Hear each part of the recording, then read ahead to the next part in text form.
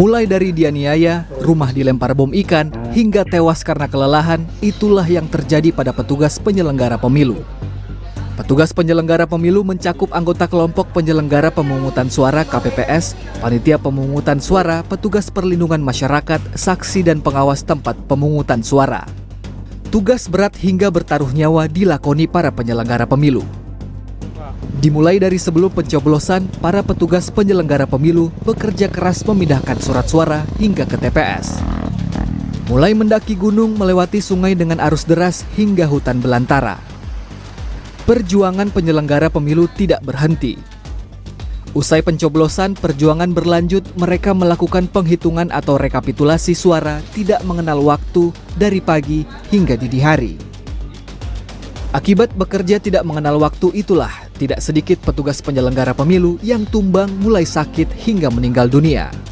Seperti salah seorang anggota KPPS di TPS 12, Kelurahan Lariangbangi, Kecamatan Makassar, Kota Makassar, bernama Fahriansyah, berusia 26 tahun yang sempat dibawa ke rumah sakit dan akhirnya meninggal. Tanggal 15 ya Pak.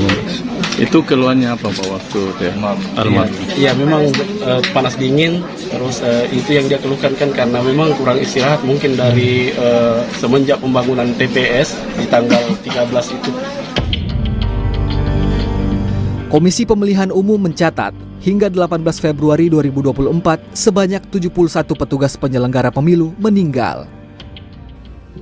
Dalam catatan kami, yang meninggal ada 71 orang. Dengan rincian anggota PPK ada 1 orang di tingkat kecamatan, kemudian anggota PPS di tingkat desa kelurahan ada 4 orang, kemudian anggota KPPS di tingkat TPS ada 42 orang, kemudian Linmas yang menjaga keamanan kegiatan pemungutan penghitungan suara di TPS yang meninggal ada 24 orang.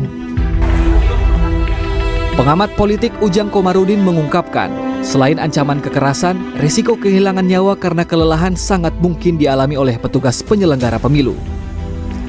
Hal ini dikarenakan tugas penyelenggara pemilu dilakukan secara maraton. Mulai dari mempersiapkan logistik, tenda, mengatur acara di hari H, juga penghitungan suara yang dilakukan hingga larut malam. Nah, solusinya saya melihat sebenarnya solusinya itu ya pemilunya dipisah. Pilpres ya pilpres, pileg ya pileg. Kalau ingin tidak memakan korban.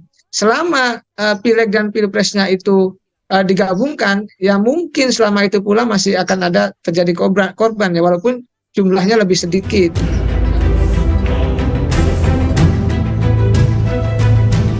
Kasus petugas penyelenggara pemilu tumbang sebelumnya juga terjadi pada pemilu 2019. Pada pemilu 2019, sebanyak 894 petugas penyelenggara pemilu meninggal dunia. Di antara penyebab kematian adalah kelelahan. Tim Liputan CNN Indonesia.